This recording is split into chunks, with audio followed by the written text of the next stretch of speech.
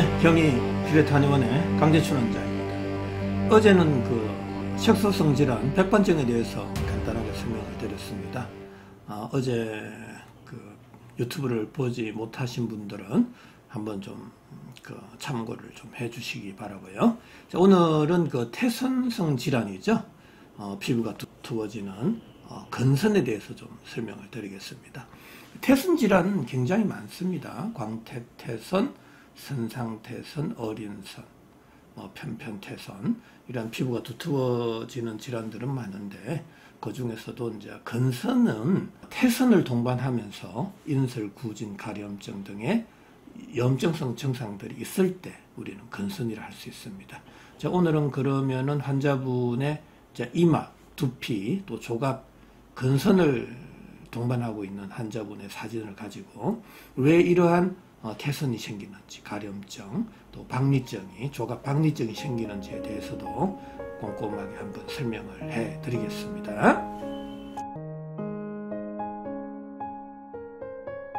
자, 두피와 이마의 경계 부위에서 우리가 건선의 증상을 볼 수 있고요. 또 아울러서 조갑 박리증이 되어 있습니다. 이 조갑 박리증은 건선이 없으면서 그냥 단순한 조갑 박리증만 있으면 내일 질환에 속할 수 있는데, 건선을 동반하면서 내일에 어떤 조갑 박리가 있을 때는 이 또한 건선으로 인한, 그러니까 조갑 건선 이렇게 병명을 붙일 수도 있습니다. 하지만 증상을 보면 조갑 박리증입니다. 자, 그러면 조갑 박리증과 건선 어떤 상관관계가 있는지 그거에 대해서도 한번 설명을 드리겠습니다.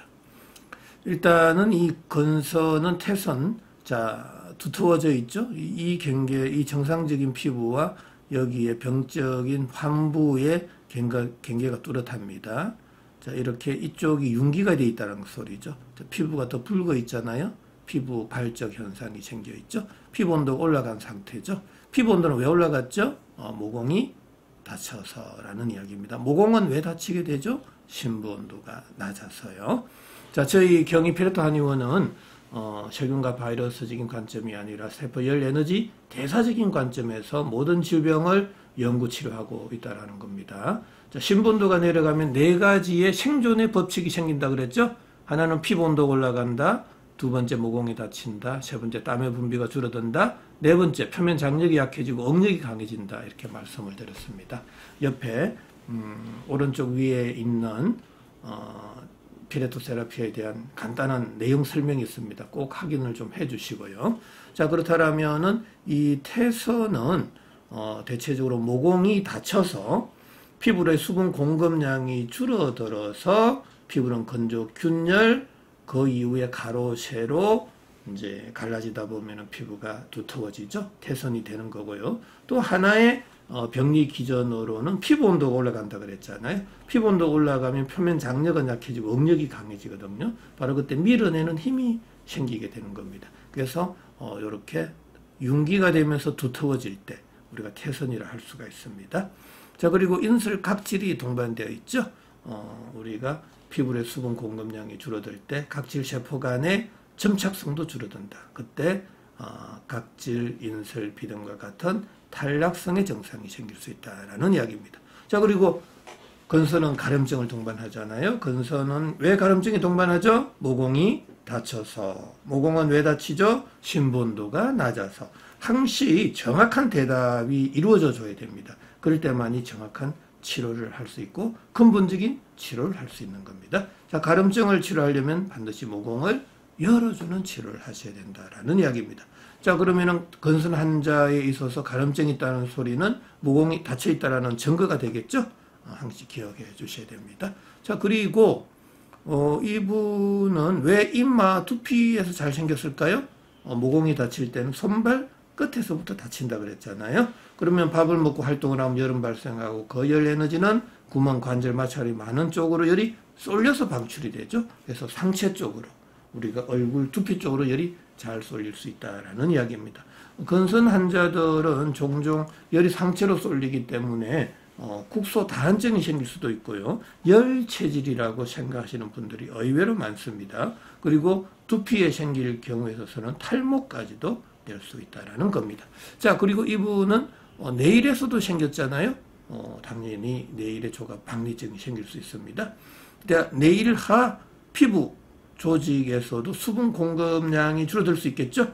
피부는 건조해지고 갈라지고 또 그때 각질 연설이 생기면서 조각조각 작은 각질들이 떨어져 나올 수 있습니다. 그러면 조갑체와 조갑아 피부 사이에 작은 공간이 생길 수 있잖아요. 그래서 박리가 된다라는 이야기입니다. 조갑박리증. 자, 왜 조갑박리증과 근선이 또 상관성이 있는지 어느 정도 이해가 되셨죠? 그리고 이제 대체적으로는 이 열 에너지는 구멍, 관절, 마찰이 많은 쪽으로 열이 쏠리거든요. 그래서 우리가 손끝, 발끝 쪽으로도 열이 잘 쏠리게 됩니다. 그래서 조갑근에서 피부 온도가 올라가서 내일 질환이 잘 생길 수 있다는 걸 우리가 알 수가 있습니다. 자, 그러면은 이분은 뭐 어떻게 치료해 줘야 될까요?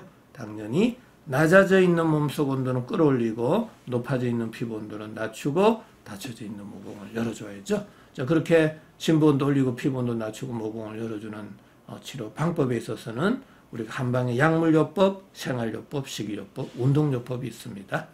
자, 뭐 생활요법도 굉장히 중요합니다. 우리가 어떤 환경에서 어떻게 또 생활해야 되는지 굉장히 중요한데요. 일반적으로 따뜻한 환경에서 좀 규칙적으로 생활해 주는 게 굉장히 중요합니다. 우리가 뭐 밥을 굽는 행위도 안 좋고요. 또 너무 늦게 자는 행위도 안 좋고 옷을 너무 얇게 입고 있는 생활 자체도 안 좋습니다. 당시 이불은 두툼하게 덮고 약간 땀이 날 정도로 따뜻한 환경에서 잠을 자는 게 굉장히 중요합니다. 그리고 일반적으로 우리가 건강보조식품이라든지 기름진 음식, 특히 근선을 앓고 있는 분들은 이 술을 마시면 확 심해집니다.